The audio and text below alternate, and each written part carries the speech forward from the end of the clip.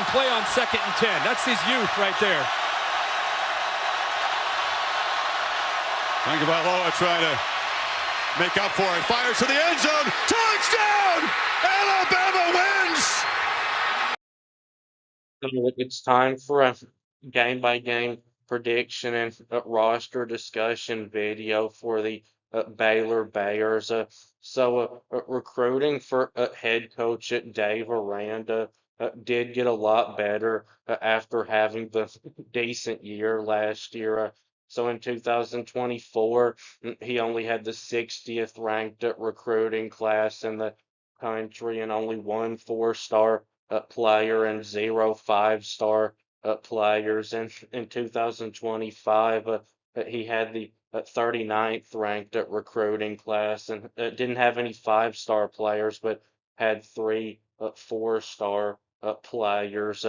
So starting on the offensive side of the roster, I think they're going to be really good here. Probably one of the best offenses in the country. So last year they averaged at 32.1 points per game, but their offense struggled in the first half of the season and played really well in the second half of the season. And I think they'll have the second half version of the offense for the whole season this year. So at quarterback, Sawyer Robertson comes back and he became the starter in the third game last year. He played in 12 games and started 11 games and did a really good job. So last year he had 3,071 yards passing and 28 touchdown passes and completed 62.2% of his passes and averaged a good 8.3 yards per throw. And at wide receiver, they're in good shape. They've got Josh Cameron coming back, who had last year 52 catches for 754 and 10 touchdowns, averaging 14.5 a catch. And they've got Ashton Hawkins coming back, who had last year 45 catches for 567 and 5 touchdowns, averaging 12.6 a catch. And they bring in a good receiver from Texas State, Cole Wilson. So he was a 2-year starter for them, and in 25 games had 109 catches for 1,377 yards and 12 touchdowns, averaging 12.6 catch. And at running back, they're in really good shape. They've got Bryson Washington coming back, who's one of the best running backs in the country. He played in 11 games last year and had 1,028 yards and 12 touchdowns on 175 carries, averaging 5.9 yards a carry. Here's a clip of him that you can watch. And does have an interception this season. Second down, they'll go a little more conservative. Don't tell that to Bryson Washington. Touchdown! And they've also got Dawson Pendergrass, who was running back number 2 last year, and that's what he'll be again, who is good. But last year he had in 12 games 671 yards and 6 touchdowns on 121 carries, averaging 5.5 yards per carry. And the offensive line is going to be really good. They returned 4 out of 5 starters from what was really one of the best offensive lines in the country last year. They only allowed 19 sacks all year, and they were really good in run blocking. Baylor was able to average 178.8 yards per game at rushing. So they've got back at left tackle Sidney Fugger and left guard Ryan Lingle and center Colton Price and right tackle Omar Egbeden. The right guard is the only spot where they don't have a starter coming back. So this is going to be a balanced offense, I think. Defensively, though, it's a different story. Baylor's offense is probably going to have to carry them. Defensively, they averaged giving up 23.5 points per game last year, but that's a very deceiving number. Baylor had a terrible defense. They gave up over 30 points 7 times last year, and I don't think that they're going to be much better defensively this year, if any. Defensive line, they only returned one starter, and he wasn't that good last year, and they didn't really make any good transfer portal additions there either. Now at linebacker, they do return one of the best ones in the country, Keaton Thomas, who had last year 114 tackles and 2.5 sacks and a pick six. Here's a clip of him that you can watch. And Their feet. 4:23 left, 2nd and 7. Pete, He's throwing a it. laser, but it goes right to Baylor. The transfer, Keaton Thomas, touchdown.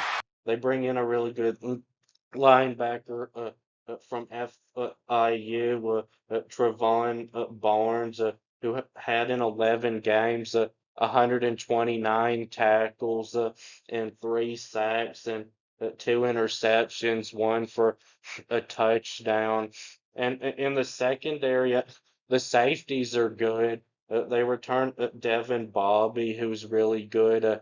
He had last year 80 tackles and 3 interceptions and 3 pass breakups. He's a third-year starter for them, and they bring in a good safety from Northwestern, Devin Turner. He was a 2-year starter for them. He had last year in 11 games 51 tackles and 3 interceptions, one for a touchdown, and 3 pass breakups. But cornerback is concerning. They returned one of two starting corners, but he wasn't very good last year. So now for the game by game predictions, starting with Auburn. So Auburn has a better defense, I think, than Baylor does. And like Baylor, Auburn has a good offensive line and a good wide receiver room, but they don't have as good of a quarterback or as good of running backs as Baylor does. I think this one will be close, but I don't think Auburn quite has enough offense to win this game. I'm going with Baylor. So now on the road at SMU. So there's not very many times this year where Baylor's opponent will have a quarterback advantage over them, but I think this is one of those times.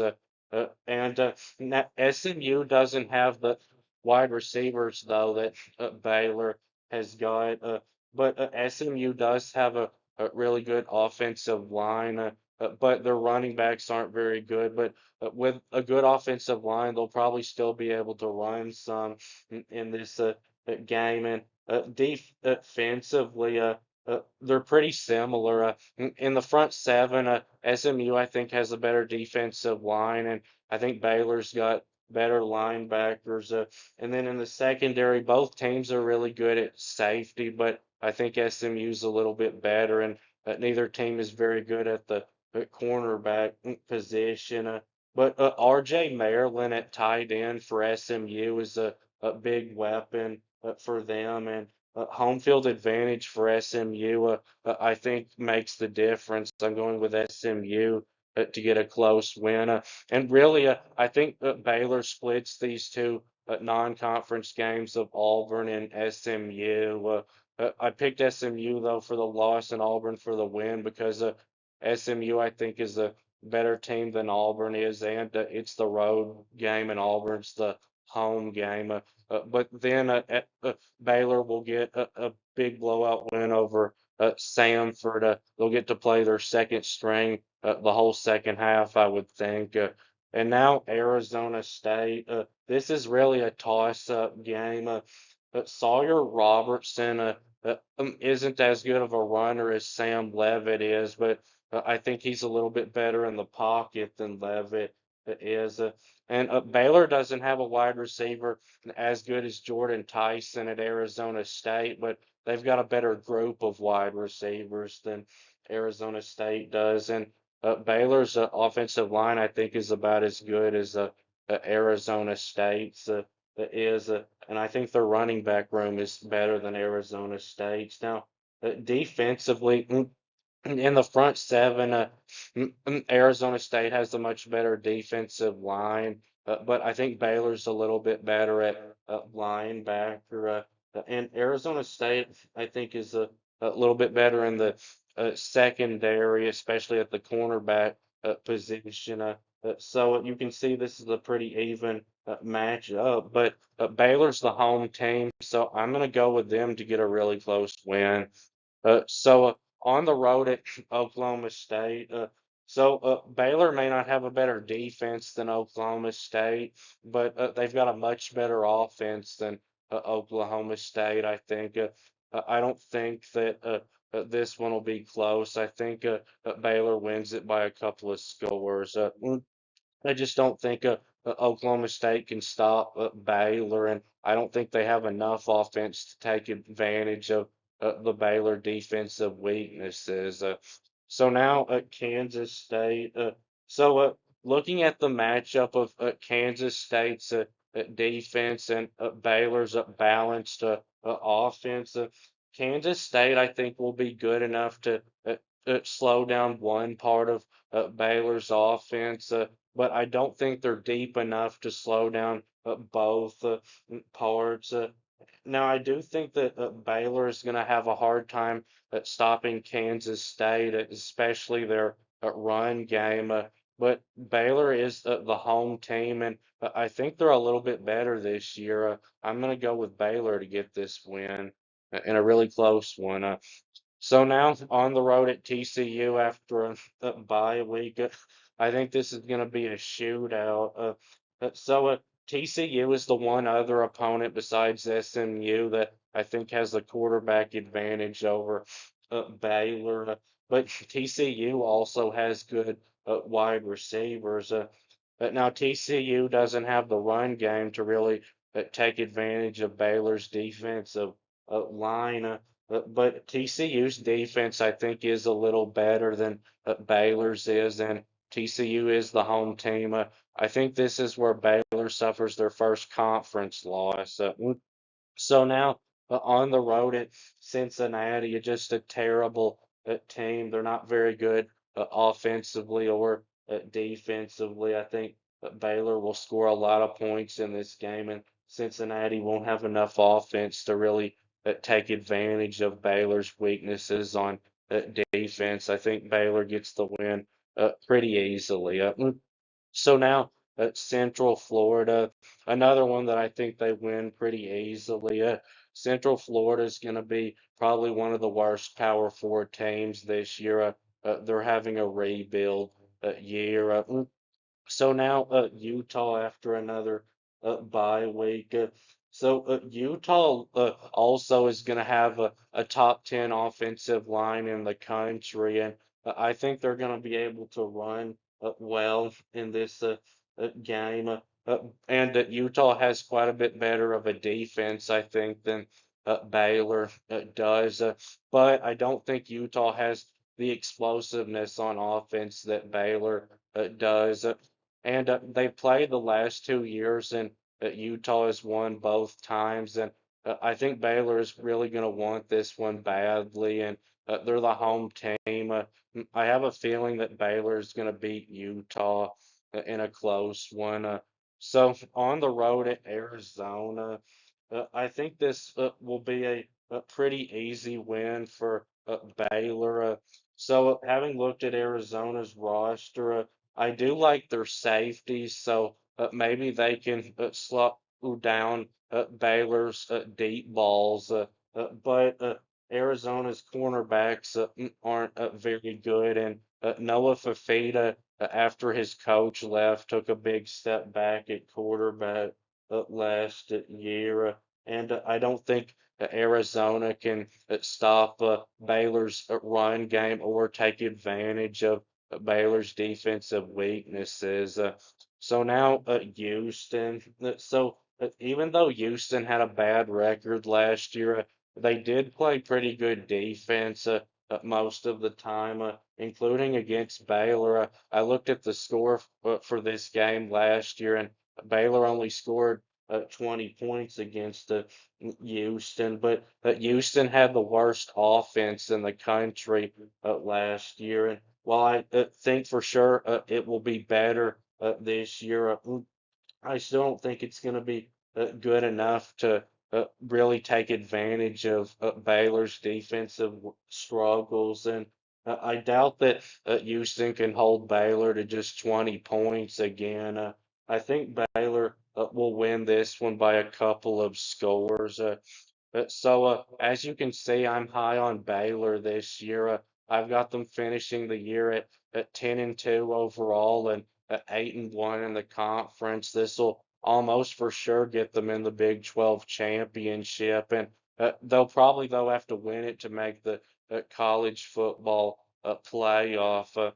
But that will be it with this video. Please subscribe. Thanks for watching, and I'll be back soon.